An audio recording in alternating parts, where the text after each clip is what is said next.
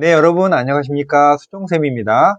오늘은 연세대학교 자연계 논술 중에서 수리논술 부분에 대한 기출분석과 2024학년도는 어떻게 준비할까에 대한 도움 말씀을 몇 가지 드리겠습니다. 제가 어제 시험 문제를 풀어보고 딱 직후에 드는 느낌은요, 수리논술 대학 중에서 의학 계열을 빼고 나머지 대학 중에서는 단연 가장 난도가 높은 게 연세대입니다. 그리고 의약학 계열 중에서도 중앙대의 의학 계열은 연대의 논술보다는 수준이 조금 더 낮습니다. 다행히도 연대는 수리논술 문제지가 한 장이어서 문제가 총 작년에는 3문제가 출제됐거든요. 근데 제가 연세대 문제를 2013년 정도부터 지금까지 거의 10년 이상을 매년 연대 문제를 풀어보면서 느낀 건요. 매년 적어도 그 전에 출제됐던 경향은 절대 출제하지 않습니다. 모든 것들이 연세대는 매년 새로운 유형으로 출제를 하는 대학이다라고 생각하면 되겠고, 그러니까 기출문제에서는 연대는 이렇게 자유로운 방식으로 출제를 하겠구나라는 정도만 깨달을 뿐, 여러분이 공부를 하는데 연대 논술을 준비하는 데는 기출문제는 큰 실질적인 도움은 되지는 않는 것 같습니다. 연대는 미적분 활용 등의 전통적인 논술의 서재는 등장하지 않고요. 수학 1, 2 미적분 확률과 통계 기하가 독립적이지 않고 한 문제 안에서 일부러서 정말 복합적으로 결합된 문제를 출제하는 경향이 있고, 최근 2, 3년의 경향으로 보면은 도형에 관한 추론 능력이나 어떤 상황에 경우의 수의 순서상을 세거나 수열을 다룬다던가 점, 거리, 넓이들의 값을 추론하는 문제들을 많이 출제하는 경향을 갖습니다. 그럼 작년에 냈던 문제에 대한 분석을 해보면요. 문제 1번은 약수와 배수를 세는 그런 약간 실생활적인 문제에다가 2023에 약수에 관한 문제를 출제했고요. 문제 2번은요. 3차 함수의 그래프와 극점이나 인수분해를 해서 그래프의 개형을 묻는 문제가 1, 2번이었고, 미지수가 많은 직선의 교점 등의 구간을 조건을 나누어 추론하는 문제 3번은 자취의 방정식, 간단한 속도 벡터, 내저번의 반지름 등 삼각함수의 문제가 출제되었고요. 2023학년도의 출제 경향을 보면 연대는 교과 과정 안에서 수능적인 계산, 예를 들면 정적분을 하고 넓이를 구하고 미분하고 접선의 기울기 등을 구하는 그런 개념들은 문제의 하위 개념으로 있긴 하지만 그게 주인 한양대나 성균관대식의 문제는 전혀 아니다. 형식적인 출제 경향이 없는 대학이다. 그러니까 매년 문제의 개수도 달라지고요. 내는 과목은 수투 냈다, 확통 냈다, 미적 냈다, 기하 냈다, 정말 왔다 갔다 하는 그런 대학입니다.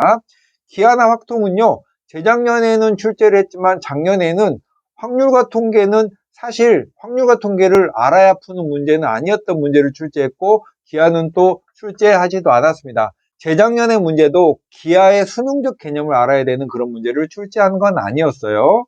추론하는 문제, 보여지는 조건으로 보이지 않은 상황까지 미루어서 생각하는 그런 추론하는 문제를 연대는 거의 낸다. 이번 2023학년도의 난도는 이전에 비해서 어려워지진 않았지만 해야 될 게 무지하게 많은 복잡한 문제가 이번엔 출제됐습니다.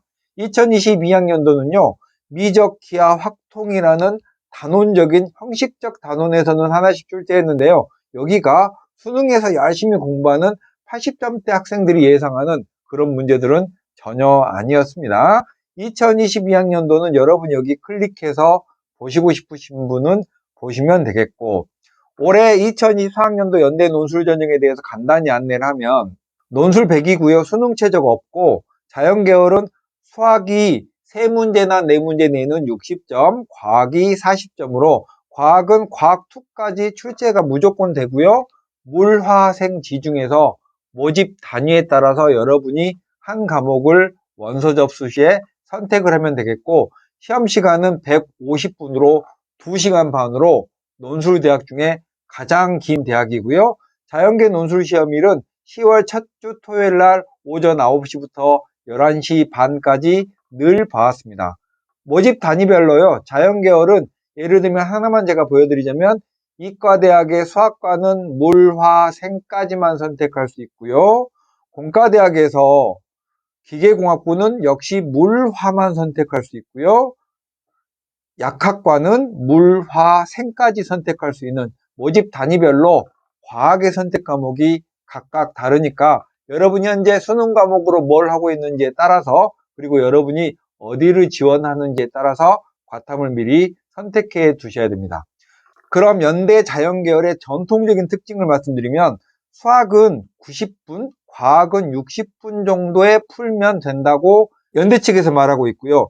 수학 90분이면 한양대가 90분이거든요. 근데 한양대는 두 문제에 각 소문항이 3개씩이니까 시간은 짧지만 문항수도 적은데요. 연대는 90분인데 이번에 문제는 10문제 정도 됐거든요. 소문항이. 그러니까 시간은 적고 문제의 개수도 많고 해야 될 계산도 많으니까 2시간 반이 긴 시간이 아닐 거예요. 정말 복잡한 계산을 해야 되니까 빨리빨리 문제를 풀어야 되는 대학입니다. 진퇴양난이죠.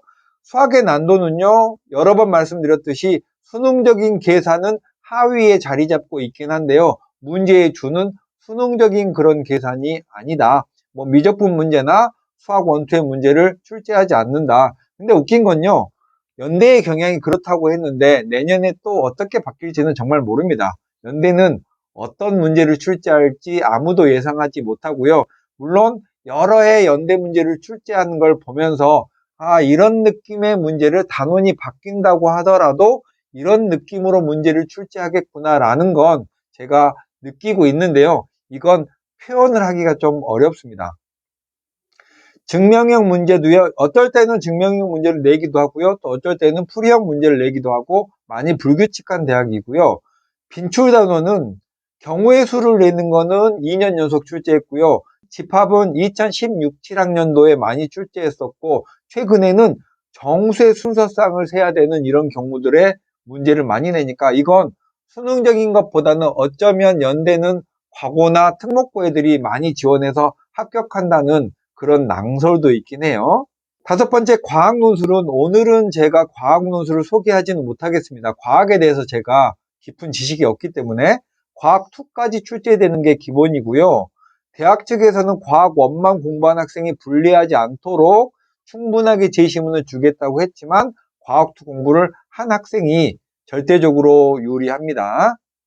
그 다음에 이런 말씀 드리는 게 좀 죄송하긴 한데 무규칙의 규칙이라는 건 연세대 수리논술은 최근에 한 5, 6년간의 시험 문제지를 제가 다 꼼꼼하게 열어보면 매년 유형과 출제 단원, 출제 형식, 문항수 그리고 내용적인 측면도 모두 다 달랐어요. 그러니까 연대는 결국 수학에 대한 깊은 감각이 있는 학생이 그날 가서 예상치 못한 문제를 만날 것이 분명하고요. 그런 상황에서도 쫄지 않고 여러분이 공부해온 수능 공부의 개념 안에서 문제들을 최대한 서술해 가는 게 최선이라고 생각을 합니다.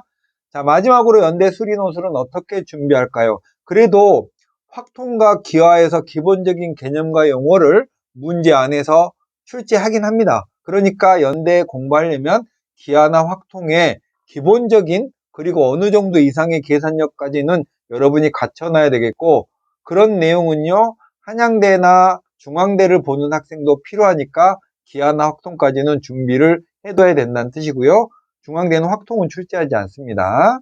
2번째, 연대 논술은요 꼼꼼함과 분석력이 연대 논술의 가장 중요한 키워드예요. 그러니까 보여진 조건으로 보여지지 않은 사실들을 가정하면서 답안을 작성해야 되거나 아니면 정수론 같은 문제를 출제하기 때문에 진짜 꼼꼼하고 빠뜨리지 않게 누락하지 않는 학생이 연대 논술을 치르고 또 합격할 수 있고요.